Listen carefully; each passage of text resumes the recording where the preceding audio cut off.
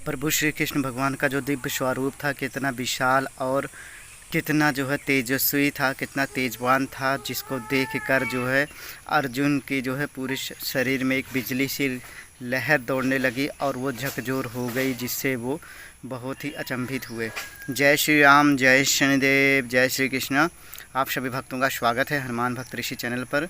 तो भक्तों, आज मैं आपको बता रहा हूँ गीता उपदेश के अध्याय 11 का आगे का, जो श्री कृष्ण भगवान ने अपना दिव्य रूप जो है अर्जुन को दिखाया था, वो रूप कैसा था उनका, और उसको दर्शन पाने के बाद जो है अर्जुन के साथ क्या हुआ। आज इस वीडियो में हम जानेंगे कि प्रभु का एक्चुअल में जो रूप है वो किस प्रकार से है।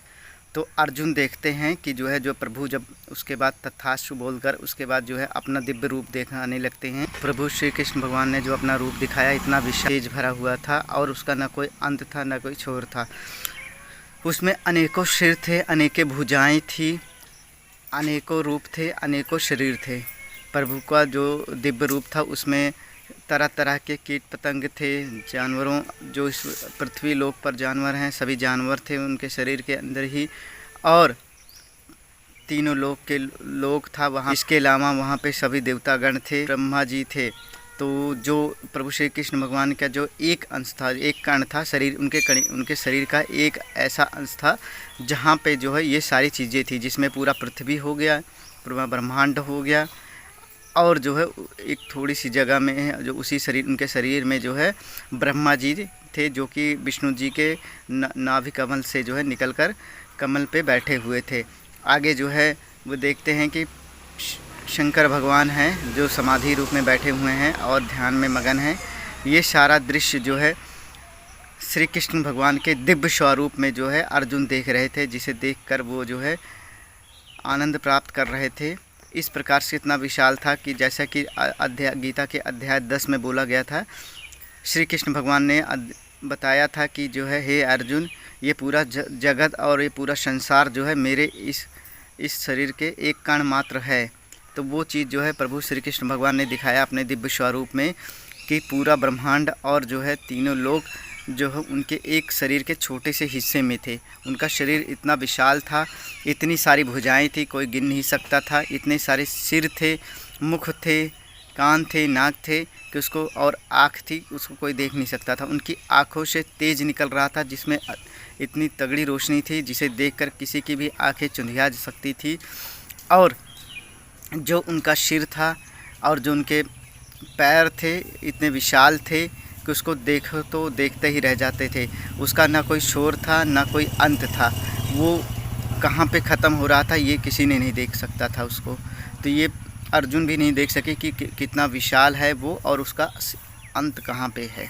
इस प्रकार से उनका जो शरीर था, आगे उन्हीं के शरीर में सभी ऋषिगण जो थे, गाय थी, गाय माता थी हमारी, और जो है आगे जो है सभी देवतागण थे, इंद्र थे, और सभी स्वर्ग के लोग भी थे। वहाँ पे स्वर्ग का पूरा माहौल था, पूरा वहाँ पे ब्रह्मांड था। एक कोने में धरती थी, तो पूरा ब्रह्मांड उनके शरीर में ही समाहित हुआ था, जिसे देखकर अर्जुन गदगद हो गए। ये सारी चीज़ें देखने के बाद उनके नतमस्तक में एक अलग ही प्रकार की ऊर्जा उत्पन्न हुई। उस ऊर्जा के प्रभाव से बिजली की करंट सी दौड़ने लगी और उनका शरीर और उनका दोनों हाथ जुड़ गए और उनका शरीर नतमस्तक करने के लिए प्रभु श्री कृष्ण के श्री चरणों में झुक गए और दंडवत प्रणाम करने लगे। इस प्रकार से उन्होंने कहा कि हे प्रभु, मैं जो है आपका ये दिव्य दर्शन पाकर धन्य हो गया, मेरा तो जन्म ही सफल हो गया। जय श्री कृष्ण, जय श्री राम, जय शनिदेव। तो आप सभी भक्तों से विनम्र निवेदन है कि अगर आपने अभी तक हमारा जो है हनुमान भक्त ऋषि चैनल सब्सक्राइब नहीं किया है तो यूट्यूब पे सब्सक्राइब कर लीजिए। अगर आप फेसबुक और इंस्टाग्राम पे देख रहे हैं फॉलो कर लीजिए। वीडियो को दूसरे भक्तों तक भी शेयर कर दीजिए ताकि सबको ज्ञान प्राप्त हो सके।